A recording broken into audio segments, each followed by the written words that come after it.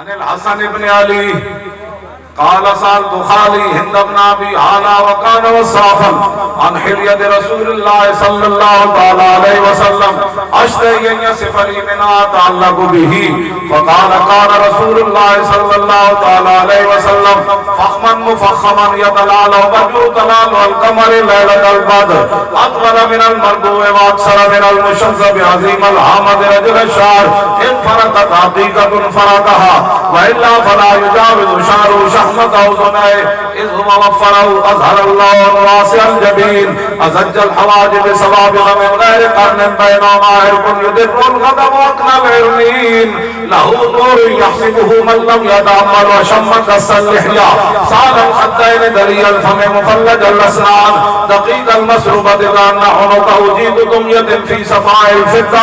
معتدل الخلق بادر متماسك سماء البطن والصدر عريض الصدر بعيد ما بين منكبين ضخم القراديس أنور المتجرد موصول ما بين اللبة والسرة بشار يجري كالخط عاري الصديين والبطن مما سوى ذلك 10 ذراعين والمنكبين وعالي الصدر طويل الزدين رحب الراحة شصر الكفين والقدمين سائل الأطراف أو قال شائل الأطراف خمسان الأخمسين مسيح القدمين يمحو عنهما الماء إذا زال زال قلع يخطو تكيفا ويمشي هون الطريق المشية إذا مشى كأنما ينحط من سبب وإذا التفت جميعا خافض الطرف نظر إلى الأرض أكثر من نظر إلى السماء جل نظر الملاحظة يسوق أصحابه يفقهون التي السلام سبحان اللہ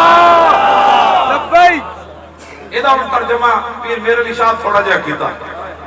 امام حسن فرمانے میرے نانا جان کی پیشانی مبارک ایسی تھی میرے نانا جان کی زلفیں ایسی تھی میرے نانا جان کی ابرو ایسے تھے میرے نانا جان کے رخسار ایسے تھے میرے نانا جان کے مبارک دانت ایسے تھے میرے نانا جان مسکراتے ایسے تھے میرے نانا جان کے مبارک کاندھے ایسے تھے میرے نانا جان کی کلائیاں ایسی تھی میرے نانا جان کی ہتھیلیاں ایسی تھی میرے نانا جان کی مبارک انگلیاں ایسی تھی میرے نانا جان جب چلتے تھے تو کانما ینحط من سبب زمین سمٹ کر آگے آتی حضور یہاں پاؤں رکھیے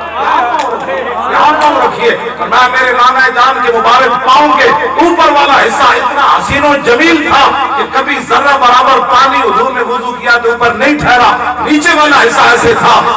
میرے نانا جان جب کسی کی طرف دیکھتے تو دیکھنے کا انداز کیا ہوتا یہ ساری باتیں امام حسن نے بیان فرمائی تو پیر میرا نشاہ صاحب چونکہ وادی ہمراہ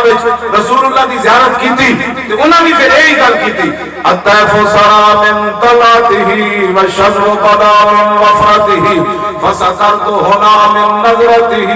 نینا دیا فوجاں جب چڑیاں تو ابرو قوس مثال کے سمجھت نوکے میاد تیر چھٹن لبا سرخا کھان کے لال یمن چٹے دن موتی دیا ہلڑیاں اس صورت نو میں جانا کھا جانان کے جانے جہانا کھا سچ آکھاں پہ رب دی شان آکھاں جس شان تو شانہ سب بڑیاں یہ صورت ہے بے صورت تھی بے صورت ظاہر صورت تھی بے رنگ بسے اس مورت تھی وچ وحدت پھٹیاں جب گھڑیاں تسے صورت را بے صورت دا توبارہ کی این حقیقت کا پر کم نہیں بے سوجت دا کوئی ورلیاں موتی لہ دریاں تسی اتنے لکھا روپے لائے میں نہیں آیا حضرت صاحب بھی آئے علماء آئے مشایخ آئے تسی آئے ادھی رات 2 بجنے آ رہے اے کیوں بیٹھو کہ کیوں سارا مسئلہ ہے یہ صورت انشاءاللہ پیش نظر رہے وقت نظات روز حشر قبر دے پل تھی جد ہو سی گزر سب کھوٹیاں تھی سنتد کھریاں